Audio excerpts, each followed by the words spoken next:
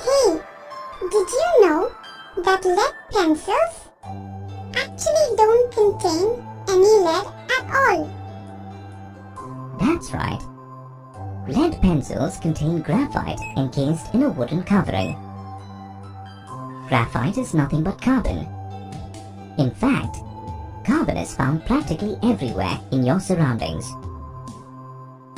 It is present in the clothes you wear, the food you eat, the fuel in your car, and in the tissues of all living beings. No wonder, carbon is the sixth most abundant element in the universe.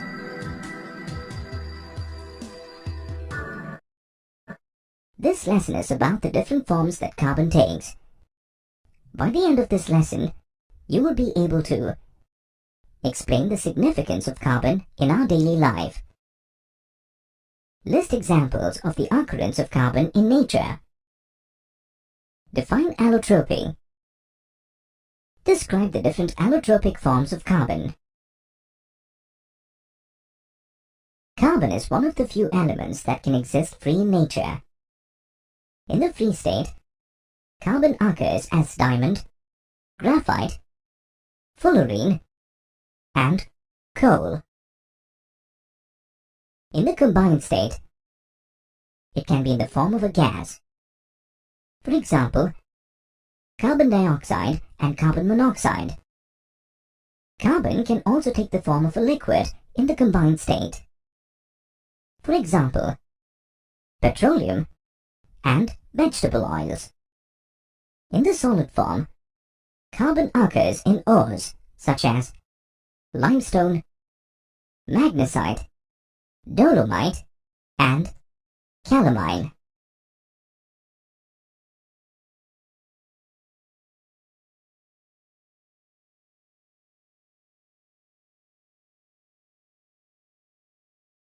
Allotropy is the property of an element that allows it to exist in more than one form. In each of these forms, the chemical properties will be more or less similar, but the physical properties will be different. The allotropes of carbon are classified into crystalline forms and amorphous forms. The black residue left when carbon compounds are heated is called amorphous carbon. Diamond, graphite, and fullerenes are crystalline allotropes. Coal, coke, wood charcoal, animal charcoal, lampblack, gas carbon, petroleum, and sugar charcoal are the different amorphous allotropes of carbon. In a diamond, each carbon atom is bonded to 4 other carbon atoms by a single covalent bond. This is why a diamond is a rigid, compact, three-dimensional structure and is very hard to break. It is a bad conductor of heat and electricity as there are no free electrons present in it.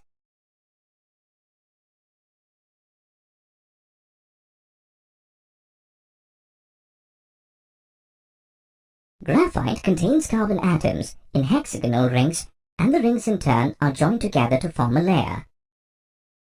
A series of such layers are piled one over the other.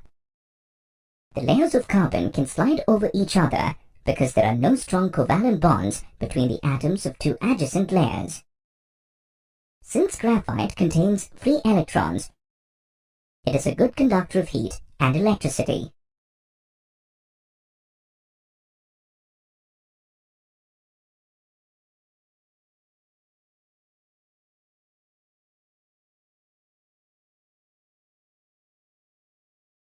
Fullerenes were discovered in 1985 by Robert Curl, Harold Kroto, and Richard Smalley, for which they were awarded the Nobel Prize for Chemistry for the year 1996. A fullerene molecule consists of 60 carbon atoms arranged in pentagons and hexagons, like in a standard football. Fullerenes are also called Buckminster fullerenes, as they are shaped like the geodesic dome designed and built by the US architect Buckminster Fuller. Carbon compounds are all around us, in our clothes, furniture, food, and body. To understand why carbon forms so many compounds, we need to look at bonding in carbon. In this lesson, you will learn about bonding in carbon and the different types of covalent bonds. At the end of this lesson, you will be able to list the properties of covalent compounds,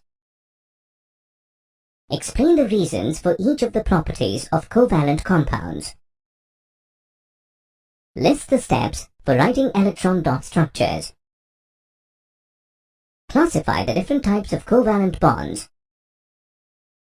and explain covalent bonding in carbon with reference to methane.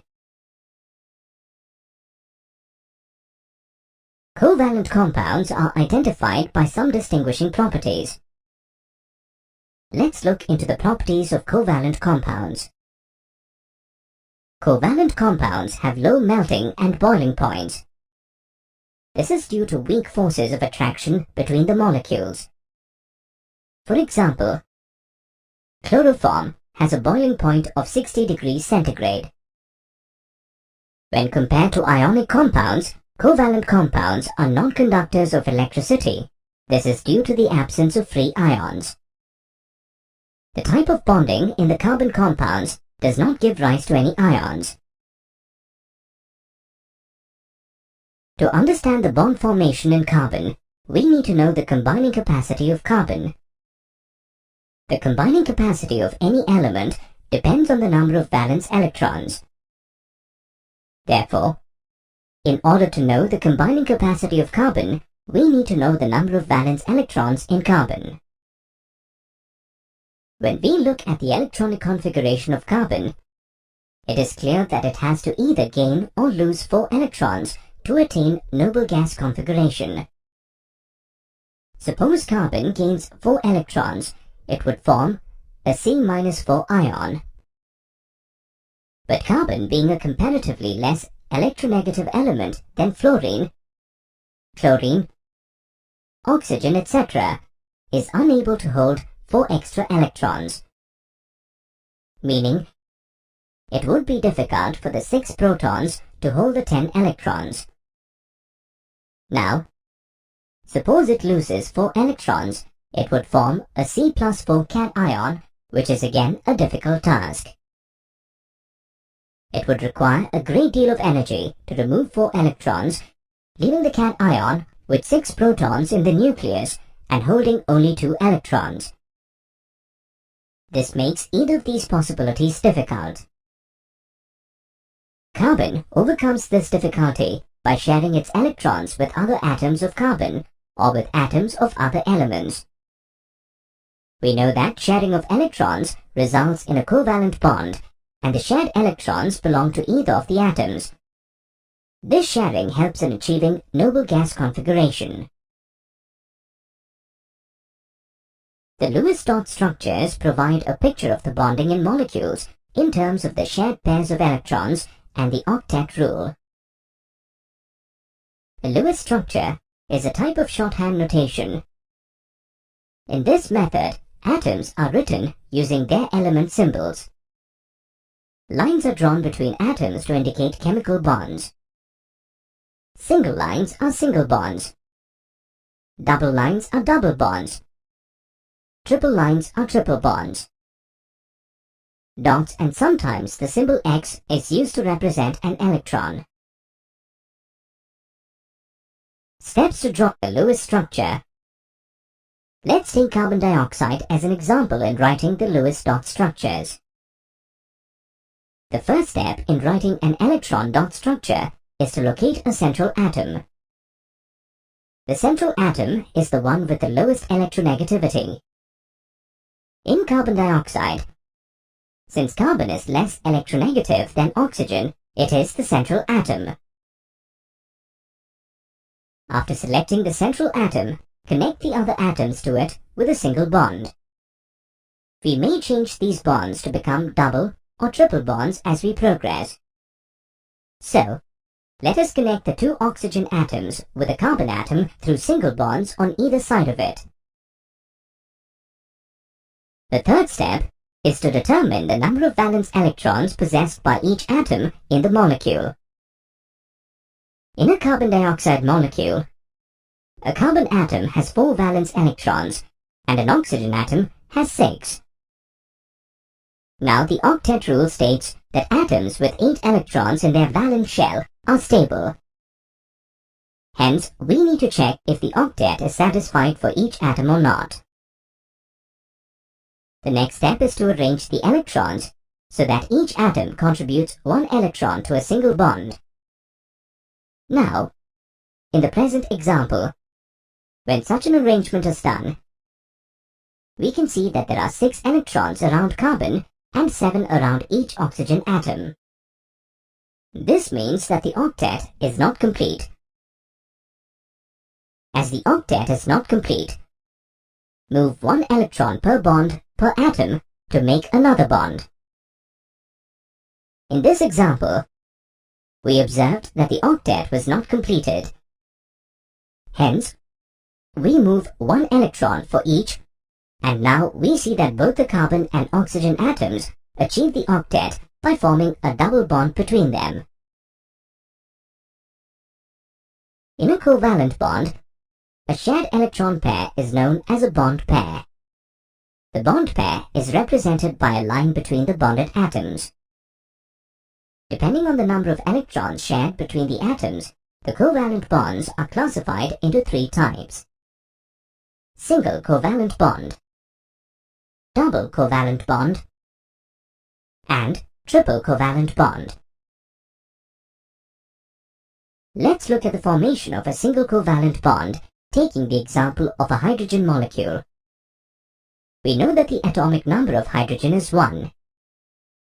Hence, hydrogen has 1 electron and it requires 1 more electron to attain the nearest inert gas configuration, which is helium. To achieve this, each hydrogen atom contributes an electron to form a single bond. Thus, a single covalent bond is formed between the 2 atoms of the hydrogen molecule.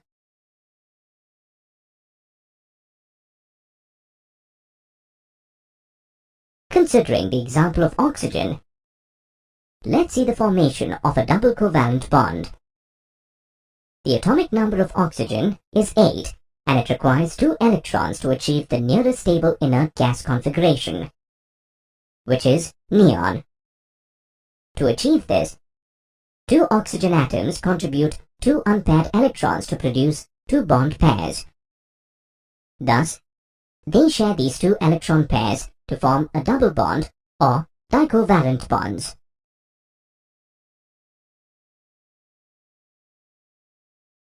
Let us try it with nitrogen. The atomic number of nitrogen is 7, and it would require 3 electrons for attaining the nearest inert gas configuration, which is neon.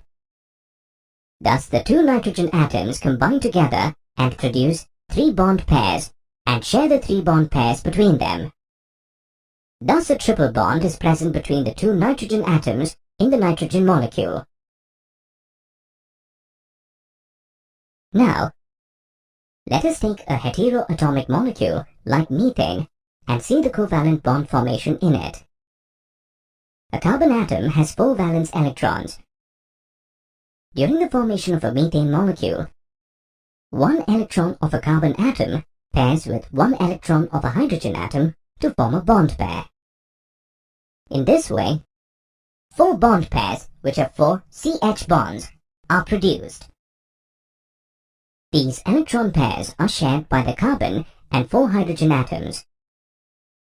It is important to remember that carbon is a tetravalent compound, and one should always check for the fulfillment of tetravalency. In a covalently bonded molecule, like ethane, even though they have strong bonds within the molecule, the intermolecular forces between them are weak. Because of these weak intermolecular forces, ethane exists as a gas. Every day we use things that contain a class of compounds called hydrocarbons. Hydrocarbons are compounds that contain hydrogen and carbon.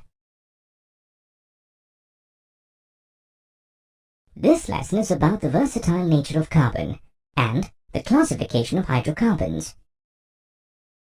At the end of this lesson, you will be able to explain the vital force theory and its criticism, explain the versatile nature of carbon, define catenation, explain the tetravalent nature of carbon, define and classify hydrocarbons, and explain the homologous series. In the earlier days, based on the source, the compounds of carbon were classified into organic and inorganic compounds. In those days, scientists believed that organic compounds could only be produced by living organisms. They believed that organic compounds were produced under the influence of a vital force and could not be synthesized in the laboratory. This belief was shattered when Friedrich Roller, a German chemist in the year 1828, prepared urea from ammonium cyanate, which is an inorganic compound, without the aid of any type of force such as vital force. Today, over 10 million organic compounds are known, and this number is constantly increasing. This number is far more than the total number of compounds of all other elements put together. The existence of such a large number of organic compounds is due to the unique properties of carbon. The unique properties of carbon are tetravalency, catenation, and formation of multiple bonds. Let's focus on the first unique property of carbon. In order to complete its octet, carbon shares 4 electrons with other atoms, forming 4 covalent bonds. This is known as tetravalency in carbon. The next property is catenation, which is the phenomenon of self-linkage among identical atoms to form a long chain of molecules. Carbon exhibits maximum catenation when compared to elements like sulfur and silicon due to strong carbon-carbon bonds and tetravalency. Due to this catenation, carbon atoms can form various types of straight chains, branched chains, and ring structures, thus giving rise to a large number of compounds. For example, N-butane is a straight chain compound. 2-methylbutane is a branched chain compound, and cyclobutane is a cyclic compound. The last unique property is the formation of multiple bonds. Carbon atoms are capable of forming multiple bonds with other carbon atoms. The compounds of carbon, which are linked by only single bonds between the carbon atoms, are called saturated compounds. For example, methane, ethane, etc. Compounds of carbon having double or triple bonds between their carbon atoms are called unsaturated compounds. For example, ethene and ethyne are unsaturated compounds.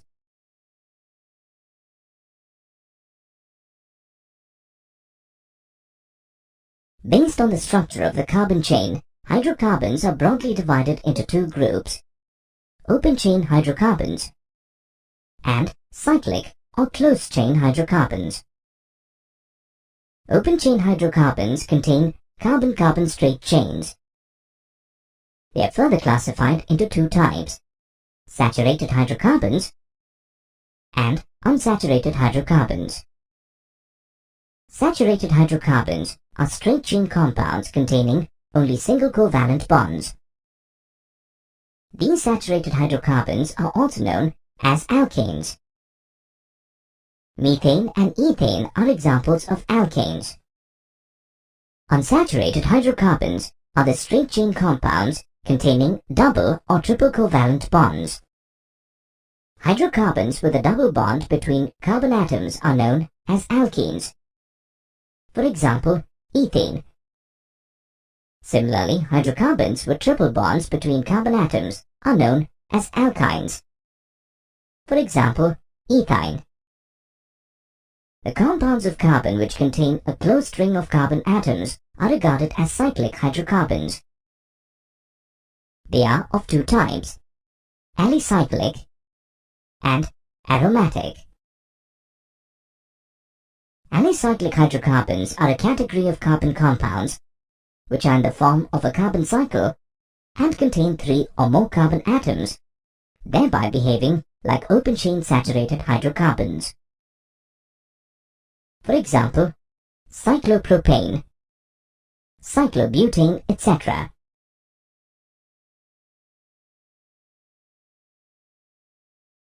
The cyclic compounds which contain a single and a double bond at alternate positions and exhibit special properties are known as aromatic compounds. For example, benzene.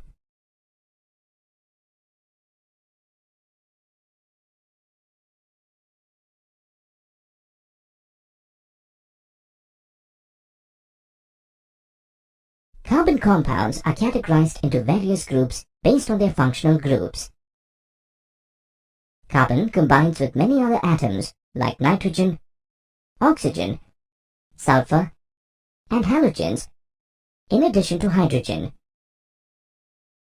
These carbons, which are bonded to heteroatoms, exhibit characteristic properties. Such a carbon atom together with heteroatoms is referred as a functional group. These functional groups impart characteristic properties to the molecule. When carbon compounds with similar functional groups were arranged according to the ascending order of the molecular weights, the difference between any two consecutive members of the series were found to be the CH2 group, and such a series is identified as homologous series. Let's consider the family of alcohols. The functional group in alcohols is OH. Methanol with a molecular formula CH3OH. Ethanol with a molecular formula CH3CH2OH. And propanol with a molecular formula CH3CH2CH2OH. We observe that the difference between methanol and ethanol and the difference between ethanol and propanol is by a CH2 group. Let's now analyze the characteristics of a homologous series. A general formula is used to represent a homologous series. For example, alkanes can be represented by a general formula CnH2n plus 2. In any homologous series, the difference between two consecutive members is a CH2 group. For example, in the family of alcohols, the consecutive members differ from each other by a CH2 group. The members belonging to a homologous series are prepared by similar methods. For example, methanol and ethanol can be prepared by the hydrolysis of methyl chloride and ethyl chloride with aqueous potassium hydroxide. A gradation in physical properties is seen as the molecular mass increases in any homologous series. For example, methane, ethane, propane, and butane exist as gases. Alkanes from pentane to dodecane exist as liquids, and higher alkanes exist as solids. So, with an increase in the molecular mass, there is a gradation of physical properties. Hey, did you know that vinegar is also known as ethanoic acid? I always knew it as acetic acid. Are you sure? Actually, both of them are correct. To avoid such confusion between names of organic compounds, a standardized naming convention is followed all over the world. You will learn more about this system of nomenclature in this lesson. This lesson is about functional groups and the IUPAC system of nomenclature. By the end of this lesson, you will be able to define functional groups, Classify carbon compounds based on the functional group present in a particular compound. Explain the procedure of naming carbon compounds using the IUPAC system. About 10 million organic compounds are known to exist till date. Fortunately, organic compounds consist of a few similar parts combined in different ways. This helps us predict how a compound that we have never seen before may react by comparing how other compounds containing the same parts are known to react. These parts of organic compounds are called functional groups. Functional groups are specific atoms, ions, or groups of atoms that have consistent properties. A functional group makes up part of a larger molecule.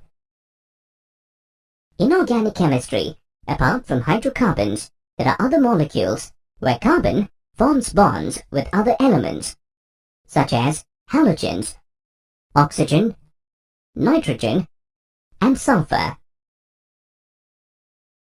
A hydrocarbon chain contains one or more atoms of elements other than carbon and hydrogen. These additional atoms are called heteroatoms. Therefore, a heteroatom is an atom other than carbon or hydrogen present in a hydrocarbon chain.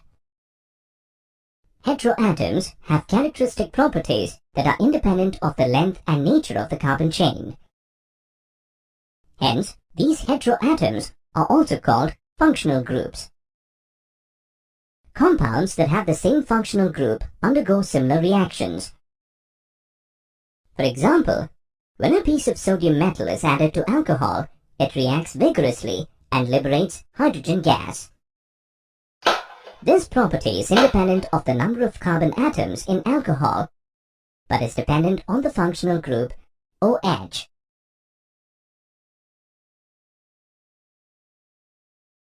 Since we have such a large number of organic compounds, remembering each individual name is next to impossible. This is why a rational system of naming carbon compounds was developed. It was modified by the International Union of Pure and Applied Chemistry, IUPAC, and is followed all over the world. According to the IUPAC system of nomenclature, the name of an organic compound consists of a root word, a suffix, and a prefix. The root word indicates the number of carbon atoms in the basic skeleton. The chains that contain up to 4 carbon atoms have special root words which are based on their common name. For chains that have more than 5 carbon atoms, Greek number roots are used as the root words. For instance, when there is 1 carbon atom in the compound, the root word is meth. In case of 2 carbon atoms, the root word to be used is eth. Similarly, if the compound contains 10 atoms of carbon, the root word is dec. The phrase which indicates the nature of a functional group in the molecule is called a suffix. There can be 2 types of suffixes, primary and secondary. A primary suffix is added to the root word to indicate saturation or unsaturation in the carbon chain. Hydrocarbons that contain double and triple bonds are known as unsaturated hydrocarbons. For saturated hydrocarbons, the primary suffix ane should be added. Consider a molecule that has 2 carbon atoms. The root word should be eth. As it is a saturated hydrocarbon, the primary suffix ane should be added to the root word. Therefore, the name of the molecule is ethane. Hydrocarbons containing double bonds are known as alkenes. For such hydrocarbons, the primary suffix ene should be added to the root word. For example, for a molecule that has 2 carbon atoms, add the root word eth.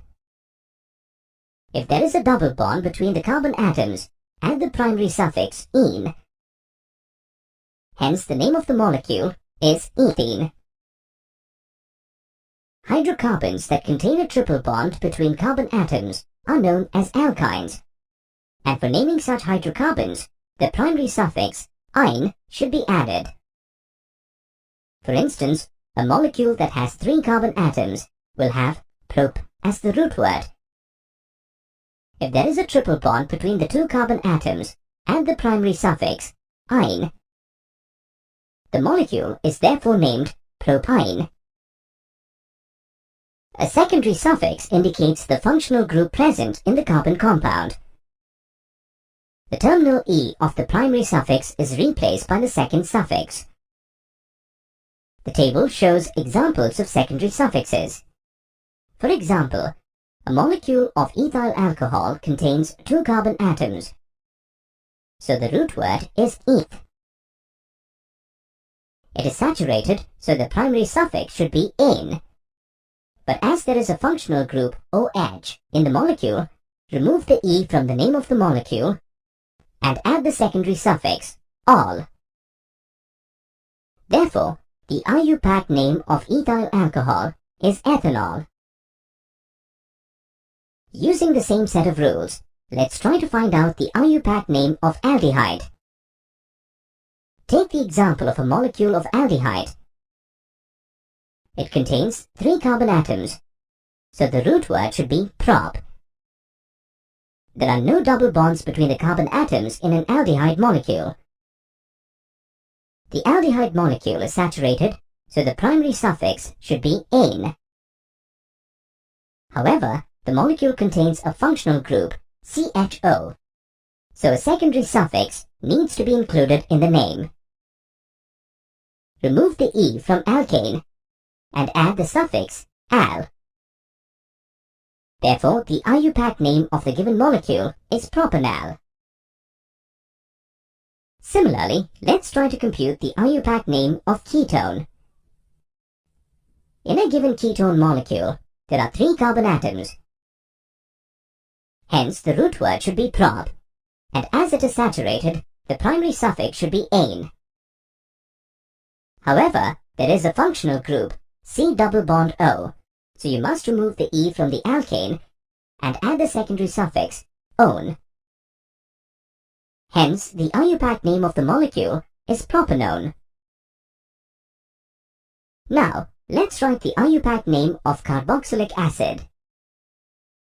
As per the given table, the molecule contains 3 carbon atoms. Therefore, the root word should be prop, and as it is saturated, the primary suffix should be "-ane." However, there is a functional group COOH, which means you need to use a secondary suffix. Remove the E from alkane and add the secondary suffix oic acid.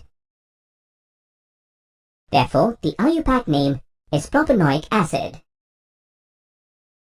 The parts of the name that precede the root word are called prefixes. For example, in the compound cyclobutane, cyclo is the prefix that indicates the alicyclic nature of the compounds. If the compound is not alicyclic, the prefix is absent.